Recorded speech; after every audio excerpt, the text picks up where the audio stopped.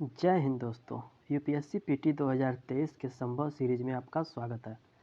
तो इस वीडियो में हम पहले वीडियो की भांति 10 क्वेश्चन को सॉल्व करेंगे और समझने की कोशिश करेंगे कि कैसे क्वेश्चन को सॉल्व किया जाता है। तो चलिए शुरू करते हैं।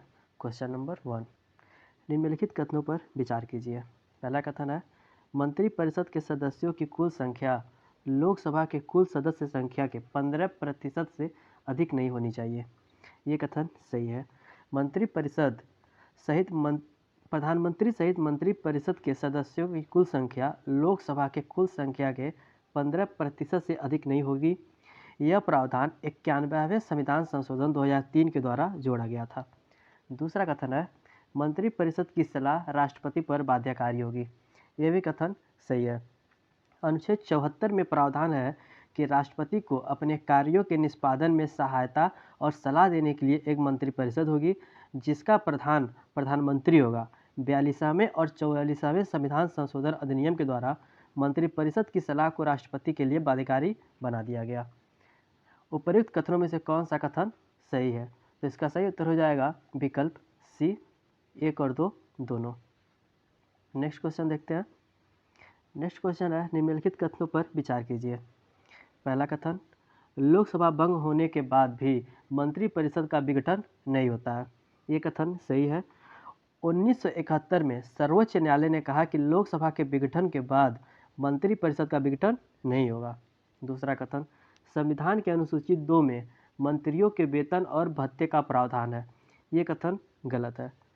मंत्रियों के वेतन और भत्ते संसद द्वारा समय समय पर निर्धारित किए जाते हैं। मंत्री को संसद के सदस्य को मिलने वाले वेतन और भत्ते प्राप्त होते हैं। इसके अतिरिक्त इन्हें सहायक भत्ता, जिसे रैंक के अनुसार दिया जाता है, और मुफ्त आवास, यात्रा भत्ता, चिकित्सा सुविधाएं आदि भी प्राप्त होती हैं। उपर्युक्त कथनों में से कौन सा कथन सही है? तो इसका सही उत्तर हो जाएगा विकल्प ए, केवल 1। नेक्स्ट क्वेश्चन, निम्नलिखित कथनों पर विचार कीजिए। पहला कथन है, डॉक्टर भीमराव अंबेडकर सामूहिक उत्तरदायित्व के प्रावधान के तहत मंत्रिमंडल से त्यागपत्र देने वाले एकमात्र व्यक्ति थे। यह कथन गलत है। अगर जो हम देखें, कोई भी मंत्रिमंडल के निर्णय से असहमत है और उसके लिए तैयार नहीं है तो उसे त्यागपत्र देना होगा। पूर्व में कई मंत्रियों ने मंत्रिमंडल के साथ अपने मतभेद के कारण त्यागपत्र दिया।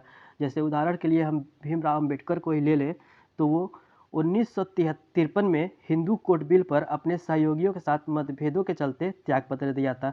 ऐसे डीसी देशमुख ने राज्यों के पुनर्गठन के नीति पर मतभेद के कारण त्यागपत्र दिया था। तो ये एकमात्र व्यक्ति नहीं रह जाते हैं, इसलिए यह कथन गलत हो जाता है। दूसरा कथन है, अपनी उत्पत्ति के समय से ही संविधान ने मंत्रिपरिषद के तहत मंत्रियों को 3 श्रेणियों का उल्लेख किया है, अर्थात कैबिनेट मंत्री, राज्य मंत्री और उप मंत्री। यह भी कथन गलत है, क्योंकि कैबिनेट मंत्री को 1978 में 44वें संविधान संशोधन अधिनियम के द्वारा संविधान के अनुच्छेद 352 में शामिल किया गया था। इसे संविधान की मूल पाठ में स्थान नहीं दिया गया है, इसलिए यह कथन गलत है। उपर्युक्त कथनों में से कौन सा कथन सही नहीं है, यानी कौन सा कथन गलत है? तो इसका सही उत्तर हो जाएगा विकल्प सी, 1 और 2 दोनों। नेक्स्ट क्वेश्चन, मंत्रिमंडल समिति के संबंध में निम्नलिखित कथनों पर विचार कीजिए। अपने प्रादुर्भाव में ये संविधानेतर है। पहला कथन, ये मंत्रिमंडल समिति के संबंध में दिया गया है। तो देखें, तो ये कथन सही है। अपने प्रादुर्भाव में ये समितियां संविधानेतर होती हैं। अगर दूसरे शब्दों में समझा जाए तो संविधान में उनका उल्लेख नहीं है, हालांकि कार्य नियमों में उनका स्थान की बात की गई है। दूसरा कथन है, गैर कैबिनेट मंत्रियों को इसकी सदस्यता से प्रतिबंध किया गया है। ये कथन गलत है, क्योंकि अगर जो देखें तो इसकी सदस्य संख्या 3 से 8 तक हो सकती है।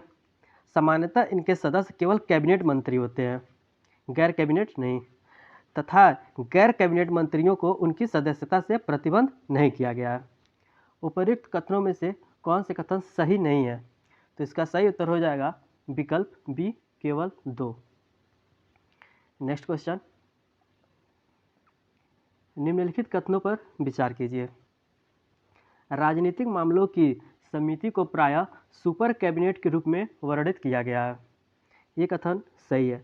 सभी कैबिनेट समिति में सबसे शक्तिशाली समिति राजनीतिक मामलों की सीमित है, जिसे प्रायः सुपर कैबिनेट के रूप में वर्णित किया गया है। दूसरा कथन है राजनीतिक मामलों, आर्थिक मामलों और संसदीय मामलों की समिति की अध्यक्षता प्रधानमंत्री करते हैं। यानी ये जो तीनों मामलों हैं, राजनीतिक, आर्थिक और संसदीय मामले की अध्यक्षता प्रधानमंत्री करते हैं। ये कथन गलत है।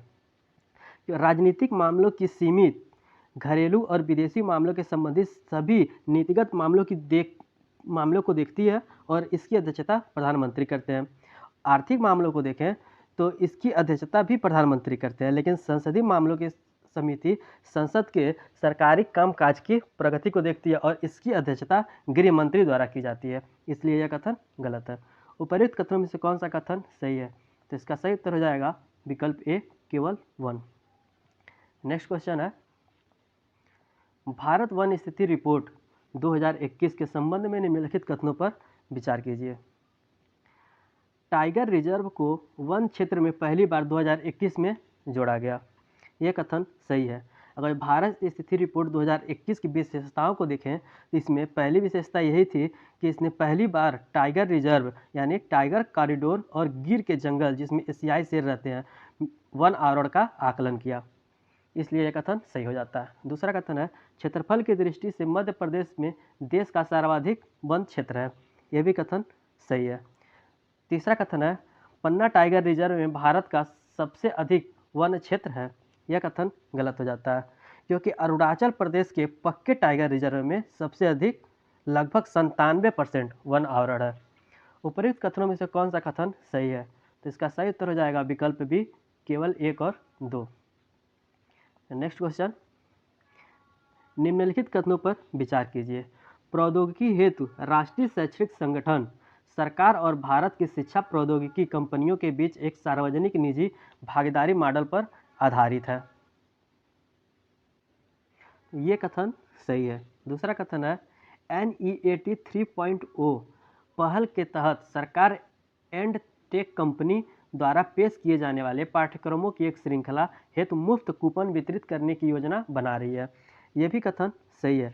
इसके तहत सरकार एंड टेक कंपनी द्वारा पेश किए जाने वाले पाठ्यक्रमों की एक श्रृंखला के लिए मुफ्त कूपन वितरित करने की एक योजना बना रही है। ये कथन बिल्कुल सही है। उपर्युक्त कथनों में से कौन सा कथन सही है? तो इसका सही उत्तर हो जाएगा विकल्प सी, 1 और 2 दोनों। नेक्स्ट क्वेश्चन है निम्नलिखित कथनों पर विचार कीजिए। पोंगसो झील विश्व की सबसे ऊंचाई पर स्थित खारे पानी की झील है। यह कथन सही है।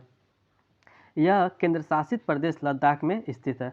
यह लगभग 4350 मीटर की ऊंचाई पर स्थित है, जो विश्व की सबसे ऊंचाई पर स्थित खारे पानी की झील है। दूसरा कथन है पोंगसो झील का बड़ा हिस्सा चीन की तुलना में भारत में स्थित है। यह कथन गलत है, क्योंकि अगर जो देखें लगभग 160 किमी क्षेत्र में फैली ये झील 1/3 हिस्सा भारत के पास है और इसका 2/3 हिस्सा चीन के पास है। इसलिए यह कथन गलत हो जाता है। उपर्युक्त कथनों में से कौन सा कथन सही है? इसका सही उत्तर हो जाएगा विकल्प ए, केवल 1। नेक्स्ट क्वेश्चन, हाल ही में खबरों में रहा हैदराबाद घोषणा पत्र किससे संबंधित है? अगर जो देखें तो प्रशासनिक सुधार और लोक शिकायत विभाग तथा इलेक्ट्रॉनिक्स एवं सूचना प्रौद्योगिकी मंत्रालय भारत सरकार ने तेलंगाना सरकार के सहयोग से 24वें ई गवर्नेंस राष्ट्रीय सम्मेलन का आयोजन किया, जो 2 दिवसीय सम्मेलन में आयोजित सत्रों के दौरान गहन विचार विमर्श के बाद ई गवर्नेंस समापन में हैदराबाद घोषणा पत्र को स्वीकार किया। तो ये ई गवर्नेंस से संबंधित है। इसका सही उत्तर विकल्प सी हो जाएगा। नेक्स्ट क्वेश्चन है इनइक्वालिटी किल्स शीर्ष वाली एक रिपोर्ट में वैश्विक स्तर पर और भारत में कोविड महामारी के कारण विकृत हो रहे आय के विभाजन की ओर इशारा किया गया। इसे निम्नलिखित में से किस संगठन द्वारा जारी किया गया? अगर जो देखें इनइक्विटी किल्स शीर्ष वाली जो रिपोर्ट है वो ऑक्सफैम रिपोर्ट जो इंटरनेशनल द्वारा जारी किया जाता है। इसमें वैश्विक स्तर पर और भारत में कोविड-19 महामारी के कारण आय पर बुरे प्रभाव की ओर इशारा किया है। तो इसका सही उत्तर विकल्प बी हो जाएगा, ऑक्सफैम इंटरनेशनल। अब मिलते हैं आपसे अगले वीडियो में। धन्यवाद।